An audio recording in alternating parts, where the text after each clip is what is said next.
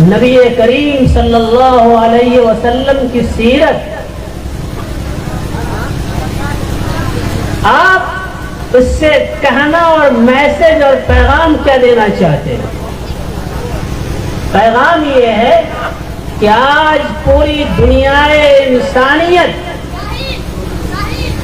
جس نبی کی سیرت کو بدنام کرنا چاہتی ہے، ہمیں اس سیرت کے جلسے سے یہ پیغام دینا چاہیے کہ اسی نبی رحمت کی سیرت سے دنیا کو کامیابی ملے۔ نبی کریم صلی اللہ علیہ وسلم نے نبوت ملنے کے بعد جو سب سے پہلا خطبہ دیا ہے وہ صفا پہاڑی پہ چڑھ کے دیا ہے۔ آپ نے اپنا قدم صفا پہاڑی پہ رکھا، کوہ صفا پر، لوگوں کو آواز دی، بلایا، اور جب سارے لوگ جمع ہوئے تو آپ نے فرمایا بہت اہم بات، اور اسے سنیے اور عمل کے کان سے سنیے۔ اللہ کے رسول صلی اللہ علیہ وسلم کو ابھی نبوت ملی ہے، اور آپ نے کوہ صفا سے پہلا خطاب فرمایا ہے، فرمایا لبثت فیکم عمرا، ہم نے تمہارے درمیان ایک لمبی عمر گزاری ہے، 40 سال کی۔ اوجدتمونی صادقا ام کاذبا، تم لوگوں نے مجھے جھوٹا پایا یا سچا پایا ہے؟ تمام مکہ کے لوگ جو وہاں جمع تھے سب نے بیک زبان کہا جربناک غیر مرہ، ہم نے ایک نہیں کئی بار آپ کو آزمایا، ما وجدناک الا صادقا و امینا، ہم نے ہمیشہ آپ کو سچا اور امانت دار پایا ہے، آپ کی زبان سے کبھی جھوٹ نہیں نکلا، آپ نے کبھی خیانت نہیں کی، اور آپ کو معلوم ہے کہ اللہ کے رسول صلی اللہ علیہ وسلم کی یہ صفت اتنی مقبول تھی کہ وہ لوگ جو رسول اللہ کے جان کے دشمن تھے وہ بھی اپنی قیمتی چیزیں رسول اللہ کے پاس امانت رکھا کرتے ہیں، اور امانتوں کا اتنا بڑا ڈھیر تھا کہ جب رسول اللہ صلی اللہ علیہ وسلم نے ہجرت کی ہے مدینے کی طرف تو حضرت علی کو مکے میں چھوڑا ہے کہ آپ ساری امانتیں واپس کر کے مدینے آئیں گے، اور کئی دنوں تک حضرت علی نے امانتیں تقسیم فرمائی۔ وہ لوگ جو جان کے دشمن تھے وہ سمجھتے تھے کہ محمد خیانت نہیں کر سکتا صلی اللہ علیہ وسلم، اسی لیے جب کوہ صفا سے آپ نے پوچھا تو سب نے کہا کہ ہم نے بہت آزمایا، کبھی آپ کو جھوٹا اور بے ایمان نہیں پایا، ہمیشہ آپ کو سچا اور امانت دار پایا۔ جب سب لوگوں نے کہہ دیا کہ آپ سچے ہیں، آپ امانت دار ہیں، تو اللہ کے رسول صلی اللہ علیہ وسلم نے فرمایا قولوا لا الہ الا اللہ تفلحوا، لا الہ الا اللہ کہہ لو کامیاب ہو جاؤ۔ اور میرے مسلمان بھائیوں، سیرت کا جلسہ سننے کے لیے جمع ہونے والے نوجوانوں، اللہ کے رسول نے اپنا سرٹیفکیٹ دشمنوں سے لیا ہے، اور دشمنوں نے یہ سرٹیفکیٹ دیا ہے کہ آپ سچے اور امانت دار ہیں۔ آج ہمیں اپنے دامن میں جھانکنا چاہیے سیرت کے جلسے کے موقع پر کہ ہم سچے ہیں یا نہیں ہیں، ہم امانت دار ہیں یا نہیں ہیں۔ آج آپ کا بھائی آپ کو جھوٹا کہتا ہے، آج آپ کا باپ آپ کو بے ایمان کہتا ہے، آج آپ کا دوست آپ کو چور اور لفنگا کہتا ہے، تو آپ کو سوچنا چاہیے کہ اگر رسول اللہ کو غیروں نے امانت دار کہا تو مجھے اپنوں نے بے ایمان کیوں کہا ہے؟ آج پوری دنیا انسانیت لڑ رہی ہے، اور میں کہتا ہوں کہ مر رہی ہے اور درد سے کرا رہی ہے۔ اس کی وجہ یہ ہے کہ سچائی کا گلا گھونٹ دیا گیا ہے۔ آج سب سے عقل مند اور ہوشیار وہی کہلاتا ہے جو سب سے زیادہ صفائی کے ساتھ جھوٹ بولنے والا۔ میرے بھائی، جو صفائی کے ساتھ جھوٹ بولنے والا ہے وہ سب کچھ تو ہو سکتا ہے، محمد الرسول اللہ کا غلام نہیں ہو سکتا۔ جو بے ایمان ہے، جو دوسروں کی زمین پر ناجائز قبضہ کرتا، جو دوسروں کی چیزوں پر ناجائز نظریں ڈالتا، وہ سب کچھ تو ہو سکتا ہے، رسول اللہ کا غلام نہیں ہو سکتا۔ شرم آتی ہے مجھے محمد الرسول اللہ کا غلام کہتے ہوئے۔ اگر حوض کوثر پر رسول اللہ نے پوچھا کہ میرے سچائی کی گواہی غیروں نے دی تھی، تمہارے جھوٹے ہونے کی گواہی تمہارے بھائی نے دی ہے، بتائیے ہمارا سر شرم سے جھکے گا یا نہیں جھکے؟ طے کیجئے سیرت کے جلسے میں کہ اگر رسول اللہ کے سچے ہونے کی گواہی غیروں نے دی ہے تو ہمارے سچے ہونے کی گواہی بھی ہمارے پڑوسی دیں گے انشاءاللہ۔ اس کو طے کیجئے تو جلسہ بامقصد بھی ہوگا، کامیاب بھی ہوگا۔ ایک بات میں کہتا ہوں اور بہت یقین کے ساتھ آپ سے کہتا ہوں، جب اللہ کے رسول صلی اللہ علیہ وسلم پر پہلی وحی نازل ہوئی اور آپ ہانپتے کانپتے اپنے حجرے میں پہنچے، حضرت خدیجہ سے آپ نے فرمایا زملونی زملونی، چادر اڑاؤ، میں ہلاک ہو جاؤں گا، برباد ہو جاؤں گا۔ تو حضرت خدیجہ نے آپ کو تسلی دی اور آپ سے فرمایا واللہ لا یخزیک اللہ، خدا کی قسم اللہ آپ کو ہلاک نہیں کرے گا، اللہ کی قسم اللہ تعالیٰ آپ کو ضائع نہیں کرے گا۔ کیوں؟ حضرت خدیجہ رضی اللہ تعالیٰ عنہ نے آپ کی صفات گنائی، آپ نے فرمایا اس لیے کہ آپ بے سہاروں کا سہارا بنتے ہیں، آپ کمزوروں کی مدد کرتے ہیں، آپ بے کسوں کی دستگیری کرتے ہیں، آپ حق کی آواز کے ساتھ کھڑے ہوتے ہیں، حق والوں کی مدد کرتے ہیں، اللہ تعالیٰ آپ کو ہلاک نہیں کرے گا۔ میرے بھائی، رسول اللہ کی یہ صفت حضرت خدیجہ نے بیان فرمائی، حق والوں کے ساتھ کھڑے رہنا، حق والوں کی مدد کرنا۔ اگر رسول اللہ کی صفت حق والوں کے ساتھ کھڑا ہونا ہے تو ہمارے اندر یہ صفت ہونی چاہیے یا نہیں ہونی چاہیے؟ آج ہمارا کیا حال ہے؟ آج ہمارا حال یہ ہے کہ ہم 100 روپے میں اپنا ایمان بیچتے ہیں۔ سب سے سستا اور سب سے آسان ایمان مسلمانوں کا ہو گیا ہے۔ میں آپ کو سنی ہوئی بات نہیں کہتا، ایک پنچایت میں ہم لوگ تھے، اتفاق سے کہیے حسن اتفاق یا سوء اتفاق، مجھ جیسے مولوی کو بلا لیا گیا، ایک مدرسہ میں پڑھنے والے بچے پر چوری کا الزام تھا۔ جب بات انصاف کی آئی پنچوں کے سامنے، چوری کرتے ہوئے کس نے دیکھا تو کہا فلاں نے اپنی آنکھوں سے دیکھا۔ بلایا گیا، سرپنچ نے پوچھا کہ تم نے اپنی آنکھوں سے دیکھا؟ تو کہا میں نے دیکھا چوری کرتے ہوئے، جیب سے نکال رہا تھا پیسہ۔ آئی گئی بات ختم ہو گئی، سرپنچ نے اس بچے پر جرمانہ بھی لگایا، اس کو 2-3 تھپڑ لگائے بھی گئے، سزا بھی دی گئی۔ لیکن جب پنچایت ختم ہو گئی، فجر کی نماز پڑھ کے میں آ رہا تھا تو وہ صاحب انہوں نے گواہی دی تھی، وہ مل گئے۔ میں نے کہا کہ مدرسے کا بچہ جو حافظ ہے اس کو چور نہیں ہونا چاہیے۔ تو میں نے اس کو بلایا، کہا ذرا ادھر آئیے، دل پہ ہاتھ رکھ کے کہیے کہ کل جو پنچایت میں آپ نے گواہی دی تھی، کیا آپ نے اس بچے کو چوری کرتے ہوئے دیکھا تھا؟ تو اس نے اپنا سر جھکایا اور کہا کہ کیا کہیں مفتی صاحب، فلانما 500 روپیہ دیا تھا کہ تم وہاں بول دو۔ سمجھ رہے ہیں آپ؟ فلانما نے 500 روپیہ دیا تھا کہ تم وہاں کہہ دینا کہ فلاں نے چوری کی ہے۔ 500 روپے میں اپنے ایمان کا سودا کرنے والا یہ کہتا ہے کہ میں محمد رسول اللہ کا غلام ہوں، تو بتائیے ایسی غلامی پر لعنت ہے یا نہیں؟ جو لوگ باہر گھوم رہے ہیں برائے کرم مسجد کے اعتماد ہے، بہت قیمتی بات ہو رہی ہے اور اصل مقصد کی طرف ہم لوگ چل رہے ہیں، اس لیے ادھر ادھر نہ گھومیں، اور مسجد کے آتے میں تشریف لائے تو اور سنیں, عمل کی نیت سے سنیں, انشاءاللہ ثواب ہوگا.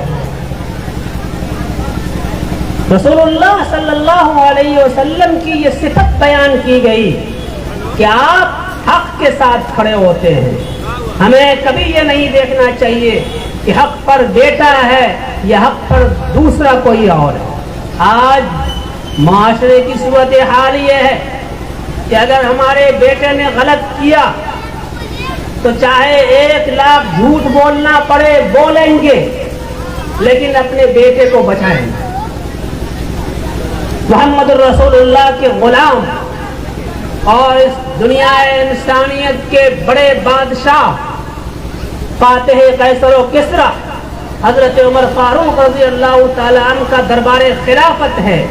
ایک بڑھیا آتی ہے اور کہتی ہے, عمر تیرے بیٹے نے شراب کے نشے میں میری بچی کے ساتھ زیادتی کی, یہ اس کی ناجائز اولاد ہے, اپنے پاس رکھو.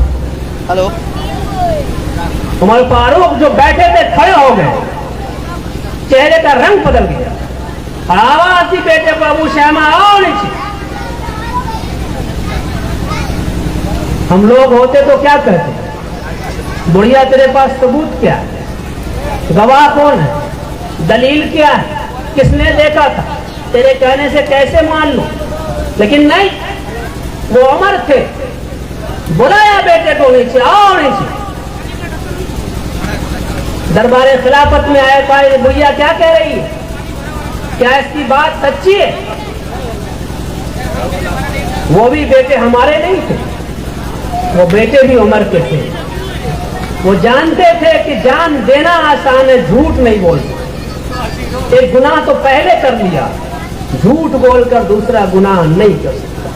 وہ جانتے تھے المؤمن لا یکذب, مسلمان جھوٹ نہیں بول سکتا.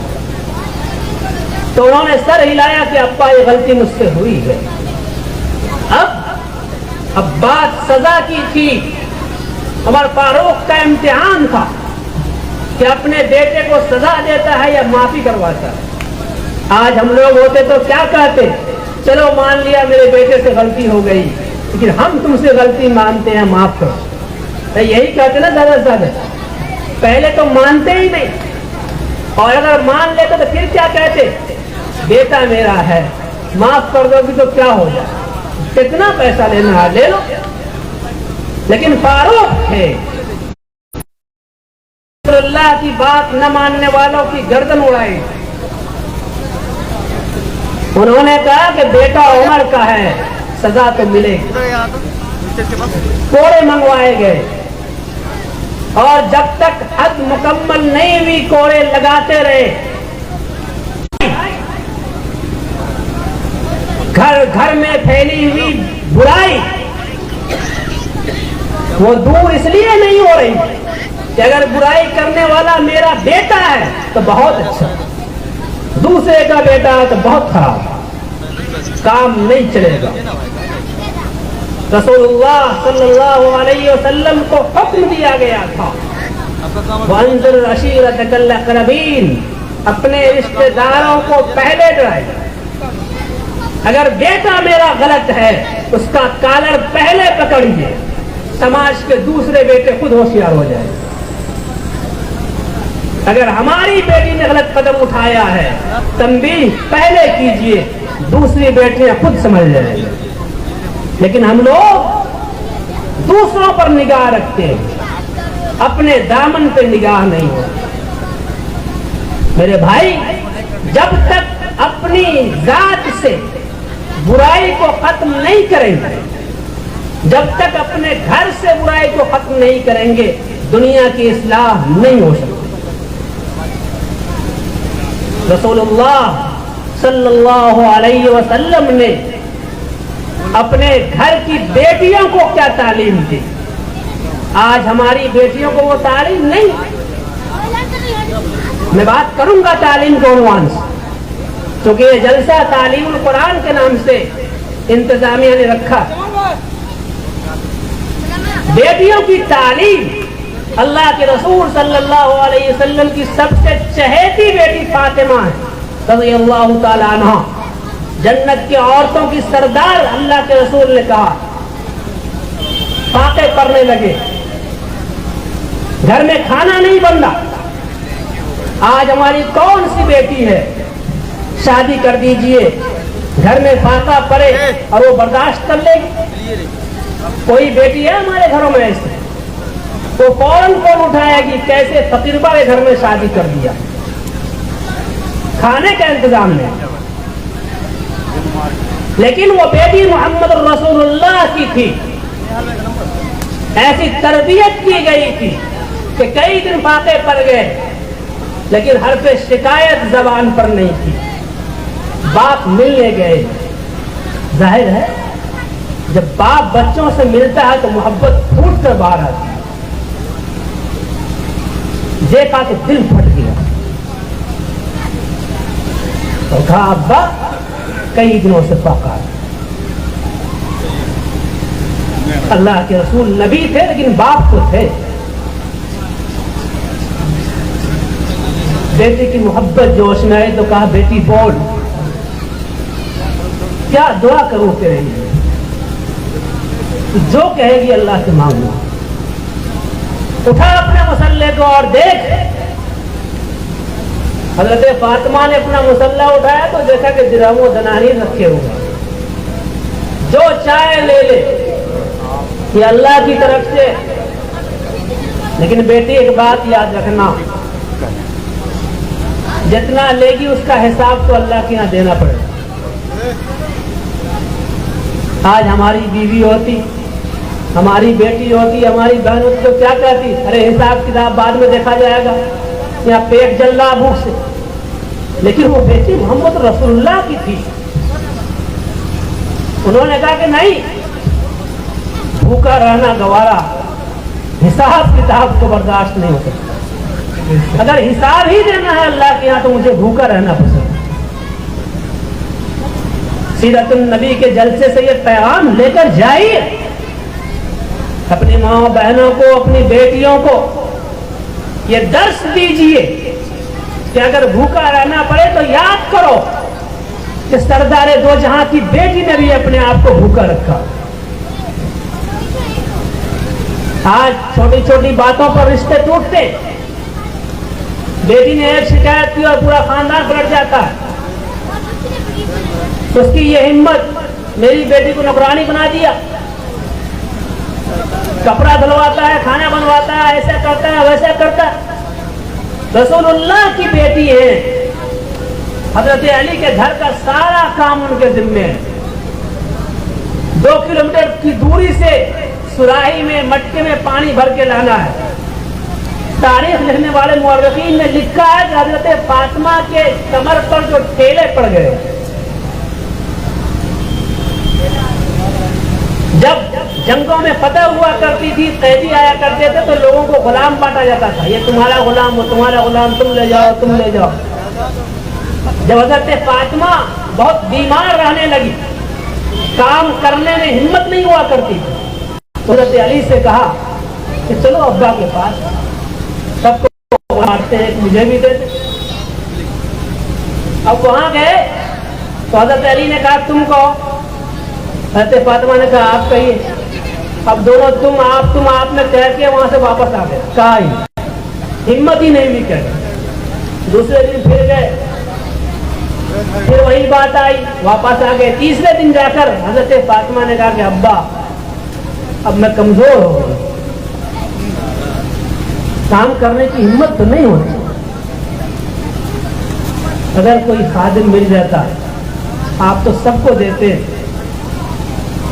अल्लाह के रसूल सल्लल्लाहु अलैहि वसल्लम हज़रत फातिमा को देखकर खड़े हो जाया करते थे। किसी इंसान के दिल को दुखा, क्या हो गया? एक तो हम खुद गुनाह करते, ये बैंड बाजे और मौसीकी जिसे शैतान का खिलौना कहा गया। बाजार औकात से रसूलुल्लाह गुजर रहे थे, मिज़मार की आवाज आई, आपने अपने दोनों कानों में उंगली डाली है। मदीने से बहुत दूर निकलने के बाद आपने सहाबा से पूछा, वो आवाज जो शैतान की आ रही थी, वो आवाज खत्म हुई या नहीं? सहाबा ने कहा कि अल्लाह के रसूल وہ تو کب کی ختم ہو گئی. آپ نے فرمایا یہ شیطان کی آواز. آج تو شیطان کی آواز جیب میں موجود، ہمارے دلوں کے پاس موجود ہے.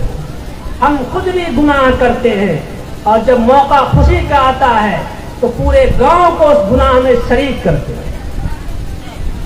وہ لوگوں، وہ ایمان والو، کیا تمہیں تمہارا کہیں کہ آج کے طبیبوں اور ماہر ڈاکٹروں نے لکھا ہے یہ جو ڈی جے بجایا جاتا ہے اگر ہارٹ کے مریض کے قریب سے گزر جائے تو 90% امید ہے کہ اسے دل کا دورہ پڑ جائے.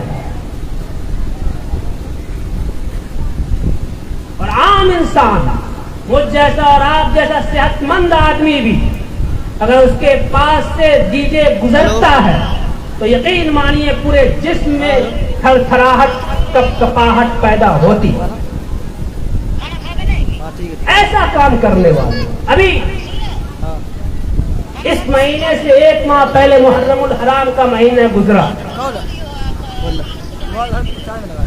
میں اپنے نوجوانوں کو نیک کام کرنے کے لیے مبارکباد پیش کرتا ہوں. اور یاد رکھیے، نوجوان کسی بھی قوم کی مستقبل کے ذمہ دار ہوا کرتے ہیں. وہ قوم بہت ترقی کرتی ہے جس کے نوجوانوں میں دینداری ہو. وہ قوم بہت کامیاب ہوتی ہے جس کے نوجوانوں کے دلوں میں اللہ کا خوف ہوا کرتا ہے. وہ قوم کامیابی کے پرچم لہراتی ہے جس کے نوجوان اللہ کے لیے قربان ہونا جانتے ہیں.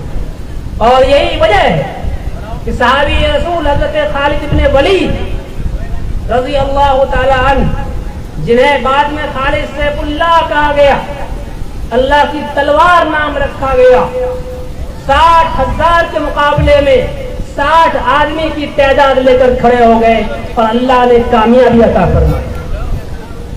یہ نوجوان، یہ ہماری قوم کے مستقبل ہیں. اگر یہ دیندار بنے رہیں گے تو یقین مانیے قوم کی کایا پلٹ جائے. لیکن اگر یہ بددین ہوں گے تو پھر قوم ذلیل ہو جائے. ذلت بھی ان کے ہاتھ میں، عزت بھی ان کے ہاتھ میں.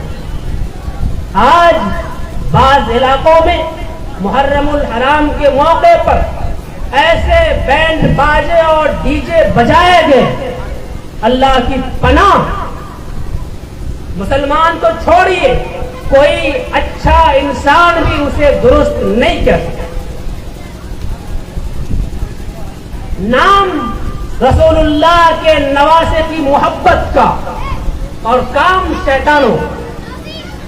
ایسی محبت اگر ہے تو کوئی ضرورت نہیں ایسی محبت.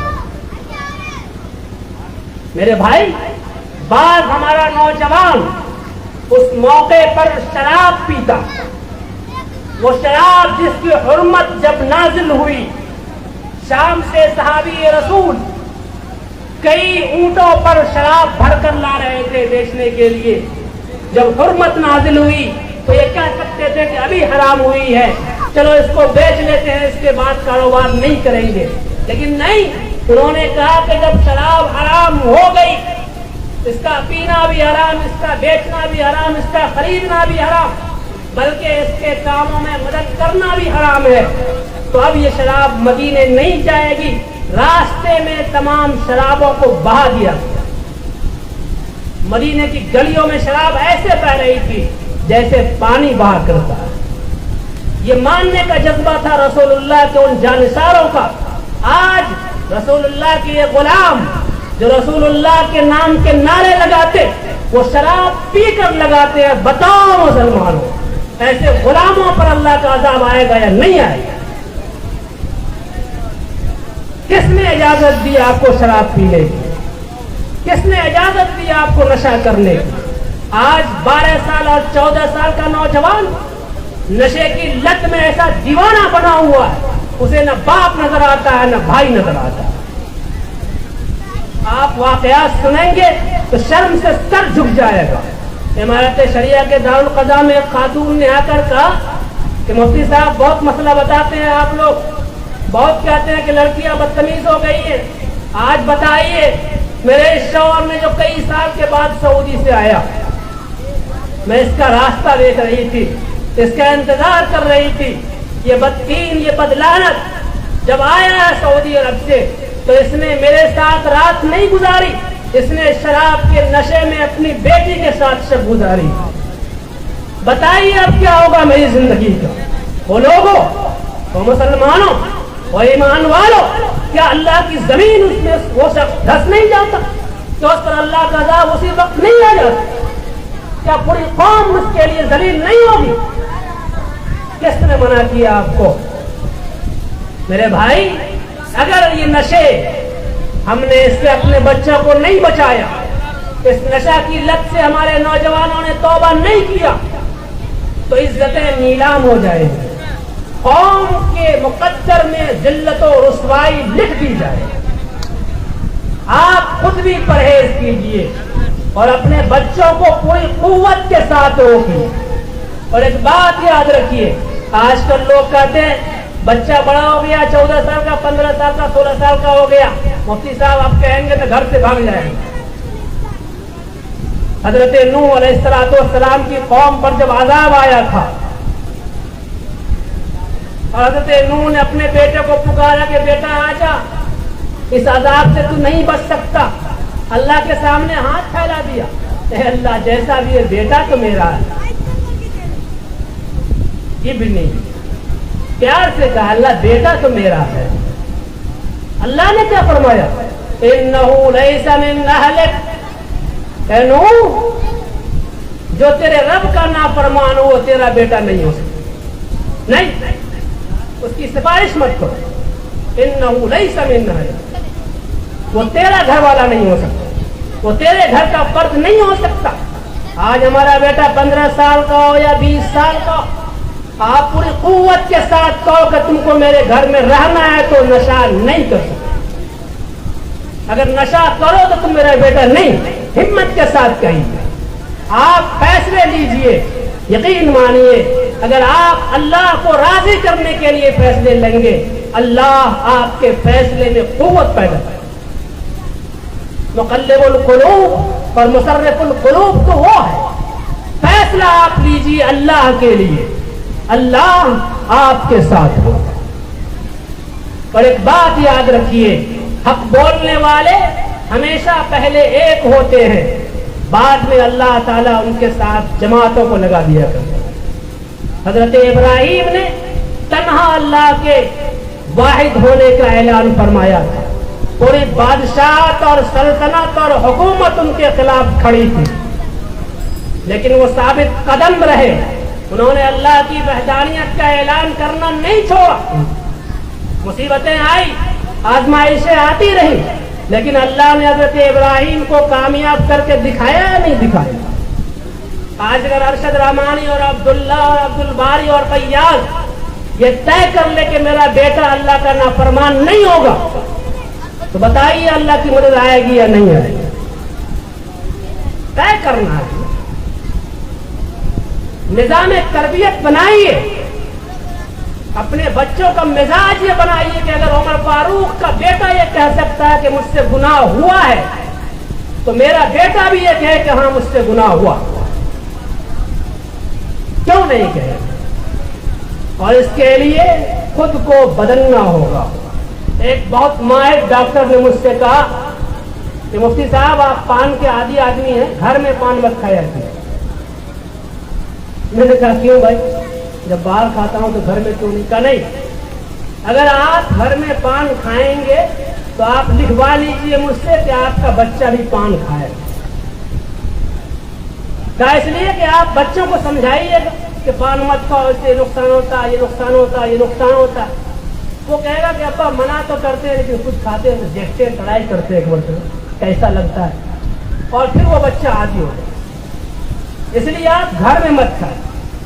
میں بھی آپ سے کہتا ہوں کوشش کیجئے کہ غلط کام خود نہ کریں.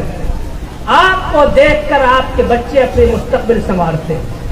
آپ نمازی بن جائیے, گھر والوں کا نمازی بننا آسان ہو جائے. آپ قرآن کی تلاوت کے پابند بن جائیے، گھر والوں کے لیے آسان ہو جائے گا۔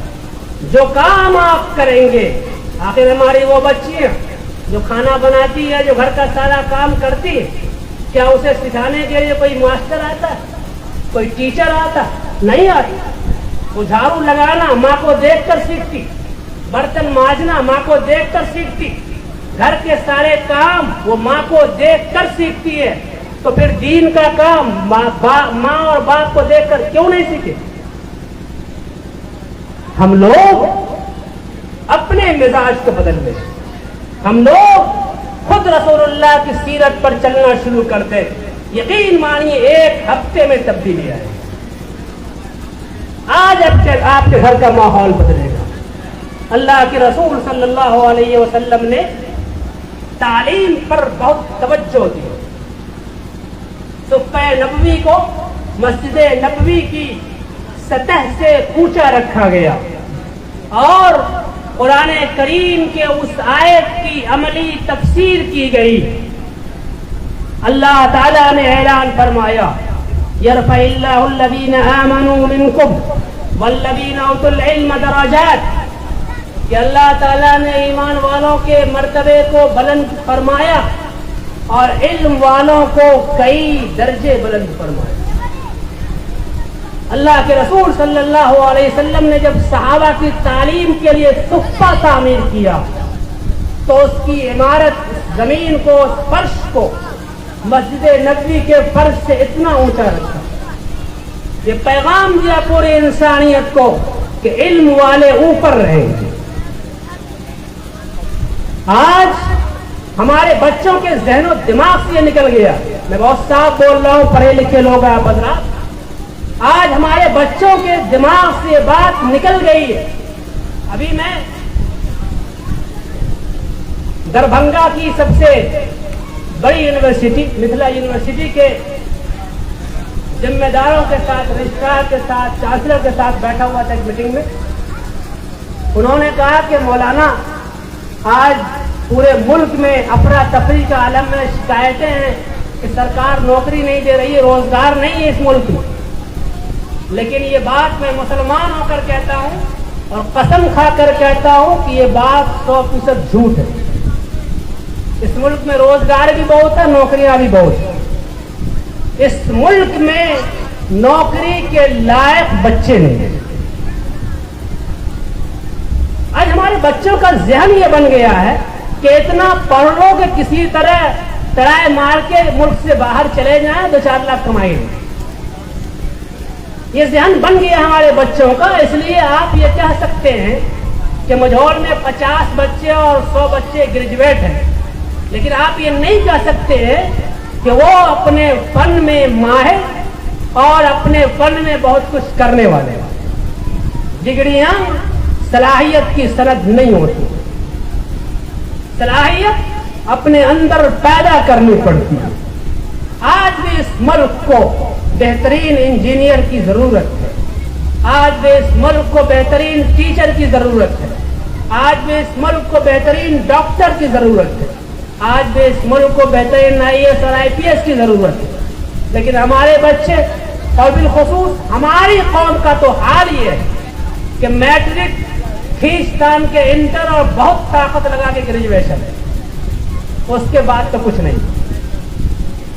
ہمارا بیٹا گریجویٹ کیے ہوا اور اب تو ماشاءاللہ DL.Ed کر لیا اور B.Ed کر لیا تو 4-5 لاکھ کا مطالبہ آسانی سے ہو جاتا ہے۔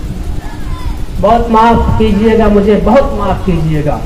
اللہ کے رسول صلی اللہ علیہ وسلم نے اعلان فرمایا، ان اعظم النکاح برکہ ایسرہ مؤونہ، سب سے بابرکت نکاح وہ ہے جس میں سب سے کم خرچ کیا جائے۔ آج مسلمانوں نے کہا نہیں نہیں، رسول اللہ نے غلط کہا تھا، جو میں کہہ رہا ہوں وہ صحیح ہے۔ سب سے بابرکت اور بڑھیا نکاح وہ ہے جس میں سب سے زیادہ خرچ کیا۔ اور معاف کیجئے گا، عام طور سے تقریروں میں آپ سنتے ہیں کہ بیٹے والوں نے یہ مطالبہ کیا، جہیز اتنا لیں گے اور گاڑی لیں گے اور نقدی لیں گے، یہ بیٹے والے ظالم ہیں، یہ فاسق ہیں، یہ فاجر ہیں، یہ رسول اللہ کی سنت پر نہیں چلتے، یہ گنہگار ہیں، یہ قوم اور سماج کے مجرم ہیں۔ یہ بات صحیح ہے، لیکن یاد رکھیے بیٹی والے بھی کم مجرم نہیں ہیں. ابھی ہمارے ایک دوست کا نکاح ہوا اور اتفاق سے نکاح میں نے پڑھایا تو اس نے کہا کہ دیکھیے نکاح مسجد میں ہوگا اور ہم لوگ اپنے 2 بھائی کے ساتھ آئیں گے, رخصتی کروا لیں گے. جہیز کا سارا سامان میں نے پہلے سے انتظام کر لیا ہے, مجھے کسی سامان کی کوئی ضرورت نہیں. یہ سب باتیں ہو گئی, مہر فاطمی رکھا اور مجلس میں ادا کیا. اس کے بعد بیٹی والے نے کہا کہ اگر آپ لوگ بارات لے کر میرے گھر پر نہیں آئیں گے تو سماج میں ہماری ناک کٹے گی کہ نہیں کٹے گی؟ ہم بھی عزت والے ہیں, ہم کو بھی 10 لوگ جانتا ہے علاقے میں. ایسا کیسے ہو سکتا ہے کہ فقیربا کی طرح اپنی بیٹی کو رخصت کر دیں گے؟ اب اس بیٹی والے کو کون کہے گا؟ اس کو کون ظالم کہے گا بولیے؟ اور ایسے لوگ ہمارے سماج میں ہیں یا نہیں؟ تو آج کل ڈی ایل ایڈ اور بی ایڈ کرنے والا نوجوان سب کہتا ہے, نوجوان تو نہیں کہتا ہے, ابا میاں کہتے ہیں, اور بہت صاف کہتا ہوں, برا لگے تو معاف کیجیے گا. جن کا بچہ ڈی ایل ایڈ کر لیتا ہے وہ سینہ تھوڑا ترکھا کے چلتے ہیں. اب تو ڈی ایل ایڈ اور بی ایڈ کی کوئی اہمیت ویسے بھی نہیں رہ گئی, ختم ہو گئی, اس کے بی پی ایس سی پاس کرنا پڑے گا. تو کہتے ہیں کہ میرا بیٹا ڈی ایل ایڈ کر رکھا تو جو دینا ہے کر دیجیے گا. کیا مطلب؟ کیا مطلب؟ تو ڈی ایل ایڈ جو پاس کیا ہے تو ڈائریکٹ پاس تھوڑے کیا ہے, اس کی سیٹ پر دوسرے کو بیٹھائے تھے, 3 لاکھ دینا پڑا تھا. تو کون دے؟ بھیک مانگنا تھا تو پہلے روڈ پہ مانگ لے. جامع مسجد مجہور میں اگر 2-3 ہفتہ کھڑے ہو جائیے 2-3 لاکھ ہو ہی جائے. لیکن وہ بھیک جو آپ نے گھوس میں حرام خوری کرتے ہوئے رشوت دیا ہے, اس گھوس کو بیٹی والے سے پورا کیا جاتا ہے. اتنا بڑا فقیر یہ سماج ہوگا. ایک صحابی کی مثال بتائیے کہ جس نے بیٹی والوں سے کوئی مطالبہ کیا, سوال ہی پیدا نہیں ہو. میرے بھائی, آپ اگر سیرت کے جلسے میں بیٹھے ہیں تو زندگی کے ہر گوشے پر نگاہ ڈالیے, ہم سے کہاں کہاں غلطی ہو رہی ہے. رسول اللہ کی زندگی کے ان تمام شعبوں پر نگاہ رکھیے. رسول اللہ نے بچپن میں کیا کیا, رسول اللہ نے جوانی میں کیا کیا, رسول اللہ نے بڑھاپے میں کیا کیا, رسول اللہ نے ایک باپ ہونے کی حیثیت سے کیا کیا, رسول اللہ نے ایک بھائی ہونے کی حیثیت سے کیا کیا, رسول اللہ نے ایک بیٹا ہونے کی حیثیت سے کیا کیا. آپ اس طرح سے رسول اللہ کی زندگی کو دیکھیں گے تو زندگی میں تبدیلی آئے. ایک باپ ہونے کی حیثیت سے ایسی تربیت کی اپنے بچوں کی کہ بیٹی بھوکا رہنا پسند کرتی ہے لیکن اللہ کے یہاں حساب کے در سے پیسہ لینا پسند نہیں کرتی ہے. ایسی تربیت. ایک شوہر ہونے کی حیثیت سے آپ نے بیویوں کے درمیان کیسا انصاف کیا ہے. آج تو ہم لوگ سمجھتے ہیں الرجال قوامون علی النساء, مرد عورتوں کا قوام نہیں, حاکم ہے, تو جو چاہے چلے گا, نہیں چلے گا. حضرت عائشہ کے ساتھ اللہ کے رسول صلی اللہ علیہ وسلم نے کبھی کبھی دوڑ بھی لگائی ہے, چلو دیکھیں کون جیتتا ہے. نہیں, اور یہ بھی کہا کہ عائشہ پانی پی رہے ہو, تھوڑا سا رہنے دینا ہمارے لیے. یہ بھی قوامی کا حصہ ہے. بیویوں کے ساتھ ایسا سلوک بھی ہونا چاہیے. آپ اپنا جھوٹا ہی مت پلائیے اس کو, کبھی کبھی اس کو بھی کہیے نہا رہی ہو تو پانی بچا کے رکھو گے, ہم بھی نہائیں گے. شوہر ہے تو رسول اللہ کی سنت پہ عمل کیجیے گا نا. اللہ کے رسول نے کہا ہے عائشہ نہا رہی ہو پانی بچا کے رکھو گے, پانی پی رہی ہو تھوڑا سا رہنے دینا. اور پھر یہ بھی پوچھا کہ پیالے کے کس کنارے پر تم نے اپنا ہونٹ رکھا تھا, میں بھی وہیں پر ہونٹ لگا کے پیوں گا. یہ بھی درس ہے رسول اللہ صلی اللہ علیہ وسلم کی زندگی. آپ اپنی بیویوں کے ساتھ ایسا سلوک کیجیے. اللہ کے رسول نے درس دیا کہ جس نے اپنے 3 بیٹیوں کا نکاح کیا, اس کی صحیح تعلیم و تربیت کی, اس کے ساتھ اس نے سلوک کیا تو وہ جنت میں میرے ساتھ ایسے رہے گا. ہمیں دیکھنا چاہیے کہ ہم نے اپنی بیٹیوں کے ساتھ اچھی تربیت کی یا نہیں, اس کی تعلیم کا بہتر نظم کیا یا نہیں کیا, اس کے نکاح کے لیے ہم نے اچھا انتظام کیا یا نہیں کیا. اگر ایسا کیا ہے تو جنت تیار ہے. اور اگر ایسا نہیں کیا تو پھر ہمیں حساب دینے کے لیے تیار رہنا چاہیے. اور میں بیٹیوں سے کہتا ہوں کہ اللہ کے رسول صلی اللہ علیہ وسلم نے عورتوں کے لیے جنت کو بہت آسان بنا دیا. آپ نے عورتوں سے خطاب کرتے ہوئے فرمایا المرأہ اذا صلت خمسہا، اور اپنے شرمگاہ کی حفاظت کر لے، وَأَطَاعَتْ بَالَهَا، اور اپنے شوہر کی اطاعت و فرما برداری کر لے، فَلْتَدْخُلْ مِنْ أَيِّ أَبْوَابِ الْجَنَّةِ شَاءَتْ، جنت کے جس دروازے سے چاہے داخل ہو. 4 نسخے. اور یاد رکھیے شرمگاہ کی حفاظت کے لیے پردہ بہت ضروری ہے، اور پردے کی تاکید قرآن کریم میں اللہ تعالیٰ نے مومنہ عورتوں کو خطاب کرتے ہوئے اس انداز میں فرمائی کہ آپ اگر دل کے کانوں سے سنیں گے تو رونگٹے کھڑے ہو جائیں گے. اللہ کے رسول نے مومنہ عورتوں کو خطاب کرتے ہوئے فرمایا تم عام عورتوں کی طرح نہیں ہو، لستن کأحد من النساء، تم دنیا کی عام عورتوں کی طرح بازارو اور ویشیہ نہیں ہو، تم مومنہ عورت ہو. ان اتقیتن فلا تخضعن بالقول، اگر تم اپنے آپ کو پرہیزگار رکھنا چاہتی ہو، اگر تم اپنے آپ کو متقی رکھنا چاہتی ہو، فلا تخضعن بالقول، تو نرمی سے بات مت کرنا. گھر پہ شوہر نہیں ہے، گھر پہ ابا نہیں ہے، گھر پہ بھائی نہیں ہے، کوئی ملنے آیا بھائی سے اور والد سے اور شوہر سے، تو آپ یہ مت کہنا کہ آئیے آئیے آپ ہی کا گھر ابھی تو نہیں ہے، مل لیجیے گا بعد میں، چائے پی کے جائیے گا. نہیں، فلا تخضعن بالقول، گفتگو میں نرمی نہیں. وقلن قولا معروفا، اس سے بھلائی کے ساتھ بات کرو اور کہو ابھی گھر پر نہیں ہے، جائیے جب آئیں گے تو مل لیجیے. آواز میں تلخی ہونی چاہیے. کیوں؟ اللہ نے خود فرمایا کہ جو لالچی ہوتے ہیں اس کے دل میں فی قلبہ مرض، اگر تم نرمی سے بات کرو گے تو اس کے دل میں بیماری پیدا ہو جائے گی. جہاں آپ نے کہا کہ آئیے چائے پی لیجیے، گھر آپ ہی کا، وہ سوچے گا آج چلو چائے پیتے ہیں، کل کسی بہانے سے ناشتہ کریں گے اور پھر کھانا، اور اس کے بعد بات یہاں تک پہنچے گی کہ فلاں کی بیٹی فلاں کے ساتھ چلی. اللہ نے نقشہ فرمایا لستن کأحد من النساء، تم عام عورتوں کی طرح نہیں ہو.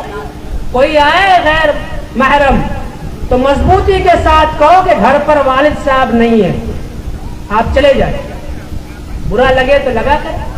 ہم لوگ کہتے ہیں کہ ایسا کیسے، ہمارے گھر کی عورتیں کہتی ہے کہ لوگ کیا سوچے گا، کتنی بدتمیز عورت ہے. نہیں، سوچا کرے کیا فرق پڑتا ہے. بچیاں ہوں اس گھر کے لڑکے اپنے دوستوں کو اپنے گھر نہ لائیں. پھر اس داروغہ نے کہا کہ بات دراصل یہ ہے کہ لڑکے دوستوں کے بہانے شکایت تھانے میں آتی ہے کہ فلاں کی بہن کے ساتھ فلاں چلا گیا. اس لیے میں اپنے نوجوان بھائیوں سے کہتا ہوں اپنے دوستوں سے دوستی گھر سے باہر رکھو، گھر کے اندر نہیں. میرے بھائی سے، چچیرے بھائی سے، پھپھیرے بھائی سے، دیور سے، بہنوئی سے بات کرنا جائز نہیں ہے. اور آج اگر کسی خاتون نے کہہ دیا، شادی ہو کر آئی اور کہہ دیا کہ ہم دیور سے بات نہیں کریں گے، تو پورا خاندان مل کر کہتا ہے بڑی نیک مفتی بن کے آئی ہے کہ مجھے اس لڑکے کو بلا کر اس بات پہ راضی کرنا پڑا کہ ان دونوں کو زنا سے بچاؤ، یہ دونوں گناہ میں ڈوبے ہوئے. ایسے واقعات رونما ہو رہے ہیں. اس لیے اپنے گھروں میں اس بات کی پابندی کیجیے کہ غیر محرم سے ہماری بچیاں بات نہیں کریں گی، چاہے دنیا مخالف ہوتی ہے تو ہو جائے. اور یاد رکھیے اگر آپ کا ایمان اللہ پر ہے، اگر آپ کا یقین آخرت کے دن پر ہے، تو آپ کو یہ اعلان کرنا چاہیے کیا خوف ہے جو ساری خدائیوں مخالف، کافی ہے اگر ایک خدا میرے لیے، پوری دنیا مخالف ہو جائے فرق نہیں پڑتا. مکہ والوں نے سوچا تھا کہ ہم نے رسول اللہ کا بائیکاٹ کر دیا، لیکن اللہ نے اعلان فرمایا کہ تم نے بائیکاٹ نہیں کیا، ہم نے تمہارا بائیکاٹ کیا۔ بائیکاٹ حق پر رہنے والوں کا کبھی نہیں ہو سکتا ہے، کیوں؟ حق کے ساتھ اللہ ہوا کرتا ہے۔ تو اپنے بچیوں کی، اور اگر میری آواز بچیوں تک پہنچ رہی ہے تو میں ان سے ڈائریکٹ کہتا ہوں کہ آپ 5 وقت کی نمازوں کی پابند بن جائیے، آپ رمضان کے روزوں کی پابند بن جائیے، آپ اپنے شرمگاہ کی حفاظت، پردوں کا اہتمام کر کے کیجیے۔ اور ایک بات یاد رکھیے، اگر فرانس کے عدالت میں ہماری ایک بیٹی یہ کہہ کر گولی کھا سکتی ہے کہ مجھے اس دنیا میں جینا اور مرنا صرف اللہ کے لیے، اور بڑی عدالت میں اس کے سینے کو صرف حجاب اور برقع کے لیے گولی چلا دی جائے، اسے جام شہادت نوش کرنا پڑے، اگر آج ہماری ایک بیٹی تعلیم کو چھوڑنے کا اعلان کرتی ہے کہ اس ملک میں جئیں گے اور تعلیم حاصل کریں گے تو حجاب کے ساتھ، تو ہماری بیٹیوں کے اندر بھی اتنی ہمت ہونی چاہیے، ان کی تربیت ایسی ہونی چاہیے کہ گھر سے قدم نکلے تو وہ حجاب اور نقاب میں لپٹی ہو۔ میرے بھائی، اور وہ بچیاں جو شادی شدہ ہیں ان کے لیے آخری بات، اپنے شوہر کی اطاعت کیجیے، اپنے شوہر کی نافرمانی نہ کیجیے۔ وہ عورت جو اپنے شوہر کو ناراض کر کے سو جاتی ہے، وہ کر کے میں اپنی بات ختم کروں گا، جو بدر میں قیدی بن کے آئے تھے ان سے کہا گیا کہ اگر تمہیں رہائی حاصل کرنی ہے تو اتنا فدیہ جمع کرو، اتنی فیس جمع کرو۔ جن کے پاس تھا انہوں نے دے دیا، لیکن بہت سے لوگ ایسے بھی تھے جن کے پاس کچھ نہیں، ان کی رہائی کے دور میں ایمان کی حفاظت کے ذمہ دار ہیں۔ ہمارے بچے اسکول میں کیا کرتے ہیں انہیں کچھ پتا نہیں ہوتا ہے، جب تک یہ مکتب کا نظام نہیں رہے گا ان کے دماغ کی صفائی نہیں ہوگی، ان کے دل کی صفائی نہیں ہوگی۔ مکتب میں اپنے بڑے بچوں کو بھی بھیجیے، اپنے چھوٹے بچوں کو بھی بھیجیے، اور بحیثیت باپ جب بچہ اسکول سے آئے تو پوچھیے کہ تمہیں اسکول میں کیا ٹریننگ دی گئی ہے۔ اگر دین کے خلاف کوئی ٹریننگ ہو تو ایسے اسکولوں سے اپنے بچوں کو واپس بلا لیں، اور آپ کہیے کہ میرا بچہ ان پڑھ رہ سکتا ہے لیکن خدا کا نافرمان نہیں ہو سکتا ہے۔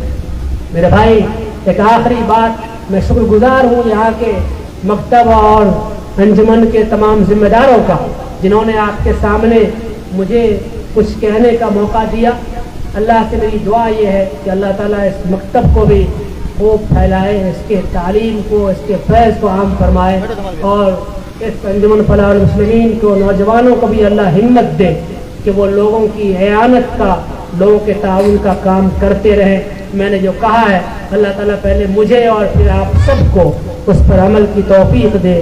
وما توفیق الا باللہ، وآخر دعوانا ان الحمدللہ۔ الحمدللہ، میں آپ سب کا شکر گزار ہوں۔